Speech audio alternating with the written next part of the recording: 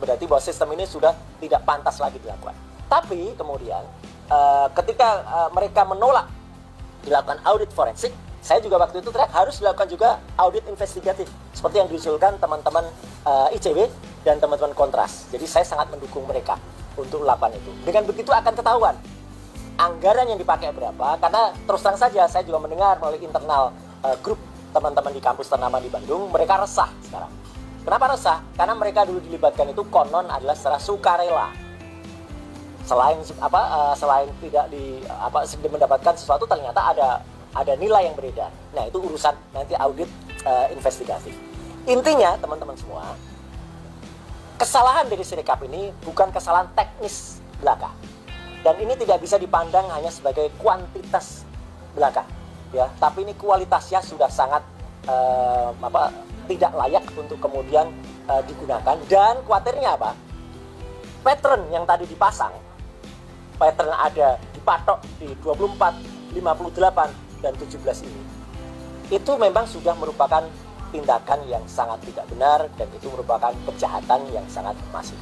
Nah, at last but not least, ya teman-teman sekalian, selain nanti detailnya secara rinci, saya sudah tulis juga di tulisan saya hari ini, bisa di googling. Judulnya adalah Antara TSM dan Anomali Sirekap IT KPU 2024.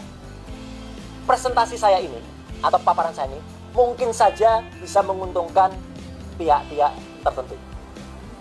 Saya bilang itu keniscayaan. Saya bilang itu adalah konsekuensi dari kebenaran.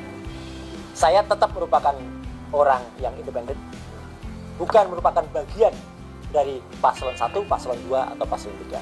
Justru itulah saya siap mempertanggungjawabkan semua data ini, ya, karena ini tidak berdasarkan pesanan, ini disclaimer saya, tidak berdasarkan permintaan. Saya lakukan semuanya secara mandiri dengan tim, dan semua dilakukan demi negara Republik Indonesia yang saya cintai. Prof, ini kan menarik seperti tadi Prof katakan bahwa pemilu ini kan betul-betul curang, ya, sehingga menghasilkan orang yang tanda petik mungkin belum diumumkan, tapi kita sudah lihat bahwa ada Pak Prabowo dan Gibran yang akan memenangkan dengan hasil pemilu yang sebenarnya pantas dipertanyakan, kan, pantas digugat dan ditolak. Konsekuensinya Prof, kalau misalnya pemimpin yang dihasilkan dari pemilu yang syarat dengan kecurangan, apa yang bakalan terjadi terhadap Republik ini? Ya, jadinya nanti pemimpin tidak punya basis moral. Ya, secara politik, etika, tidak punya legitimasi. Kalau saya jadi Pak Prabowo, Pak, saya tidak mau jadi korban dari permainan ini. Kenapa, Prof? Ini kan sudah jelas-jelas dibuka mengenai kecurangan. Ya, masa Anda mau menang dari satu pilpres yang dinyatakan curang, atau yang dianggap curang oleh publik? Anda tidak punya landasan moral untuk memimpin. Gitu loh. Pak Prabowo harus jujur pada dirinya sendiri dan jujur kepada rakyat. Beliau harus mengatakan kepada rakyat, saya tidak mau menjadi presiden dari hasil pemilihan yang curang. Saya tidak mau menjadi produk dari pemilihan curang.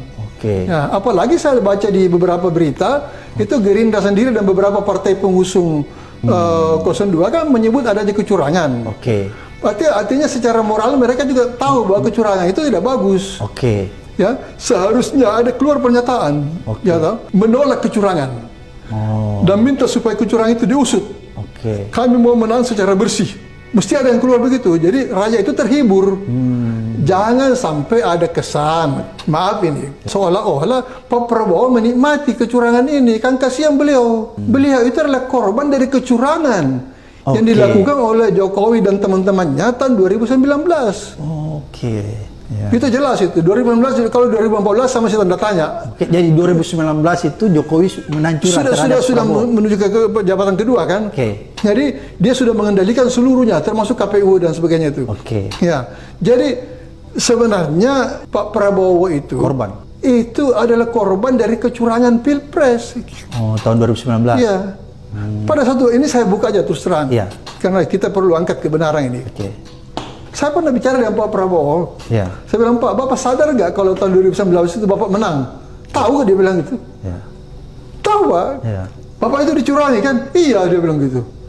Saya tidak mau lanjutkan pembicaraan, tapi intinya begitu. Jadi Pak Prabowo itu bukan tidak tahu kalau dia itu dicurangi tahun 2019. Dia paham, ya? Paham. Pertanyaan moralnya sekarang, apakah beliau mau menang dengan cara yang sama dengan yang dilakukan oleh lawannya dulu? Itu curang, tidak elok lah. Ya, tidak elegan ya. Ya, apalagi ini manusia ini kan terbatas umurnya Pak Abraham. Sudah 70 kita ini sudah 70-an semua kita ini. Sebentar lagi harus melapor kepada pencipta kita ini kan. Bagaimana bisa di ujung jalan kita berkompromi dengan kejahatan? Justru di waktu-waktu ini sekarang kita mesti bertobat setiap hari untuk mempersiapkan diri gitu loh. Bukan masuk lagi dalam perangkap kejahatan. Jadi saya menghimbau harus Pak Prabowo mengeluarkan pernyataan, saya tidak mau menang melalui kecurangan.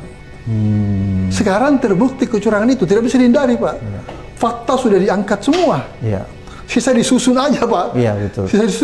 Sisa disusun jenisnya dan sektor-sektornya. Kan ini komprehensif. Ini sistematis, apa istilahnya TSM kan? Terstruktur, sistematis dan masif. Dan ini tidak dilakukan oleh Pak Prabowo. Tidak ada alasan untuk menuduh Pak Prabowo sebagai pihak yang melakukan TSM ini. Jadi siapa yang melakukan, Pak? Ini penguasa di bawah kepemimpinan Jokowi. Jokowi yang bertanggung jawab dan semua. KPU dibentuk oleh dia. Masa mau dikorbankan untuk kedua kalinya? Hanya demi seorang anak putra mahkota ini, duduk dalam jabatan yang secara etis itu dipersoalkan itu. Kan kasihan Pak Prabowo. Ini kalau mereka mau jujur menilai Pak Prabowo.